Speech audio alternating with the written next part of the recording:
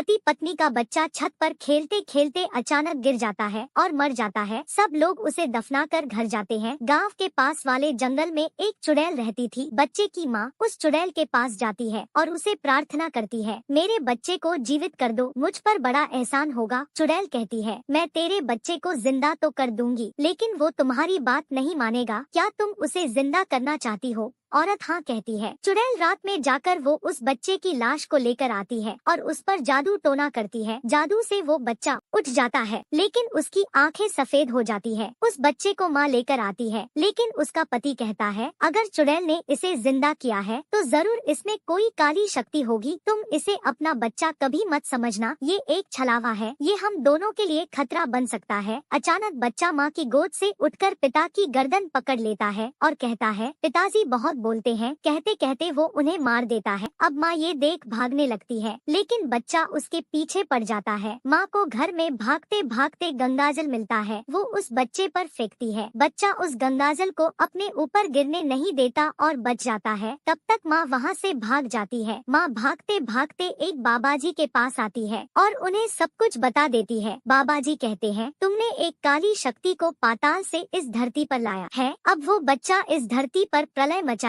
वो तुम्हें मारने जरूर आएगा। इधर बच्चा जैसे जैसे रास्ते पर से चल रहा होता है, उसके आसपास के सभी जानवर अपने आप मरने लगते हैं। अगर कोई आदमी या औरत उसके रास्ते में आने लगा तो अचानक उनके पेट दुखने लगे और वो भी मरने लगे। चलते चलते वो बच्चा काली शक्ति के कारण काला पड़ने लगा। बाबाजी कहते हैं, उस चुड़ैल के शैतानी बच्चे को मारने के लिए मैं तुम्हें ये माँ काली की जादुई विभूति दे रहा हूँ। कैसे भी करके तुम उसे ये खिला देना, तभी तुम्हारा असली बच्चा बाहर आएगा और वो ही इसे ठीक कर सकता है। आखिरकार वो बच्चा सामने आता है। बाबाजी उस पर जादू छोड़ने लगते हैं, लेकिन उस बच्चे पर कोई असर नहीं होता, बल्कि वो बच्चा बड़ा बनने लगता है। अब वो अपनी माँ को मारने आगे बढ़ता है और अपने हाथों में उठा लेता है। जैसे ही वो अपना मुंह खोलता है, माँ केशव कहकर पुकारती है और उस पर वो विभूति फेंकती है। विभूति फेंकते ही उस शैतान बच्चे के अंदर अचानक हलचल होने लगती है। उसके अंदर से उस माँ का असली बेटा केशव बाहर आने की कोशिश करता नजर आता है। तभी बाबाजी उस अंदर वाले बच्चे के कपाल पर अपनी जादुई शक्ति फेंकते हैं। केशव उस शक्ति को अपने अंदर खींच लेता है और फिर अपनी पूरी ताकत लगाकर उस काले शैतानी शरीर को तोड़कर बाहर आ जाता है।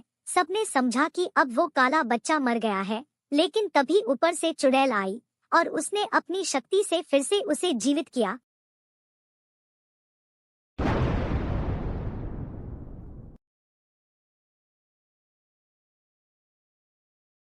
काले बच्चे की और केशव की लड़ाई होने लगी। दोनों की बीच घमासान युद्ध होने लगा, लेकिन तभी केशव ने काले बच्चे के वारों को चुकाकर अपनी पूरी शक्ति से उसे एक जोर की लात मारी और वो काला बच्चा जमीन पर दूर जाकर गिर गया।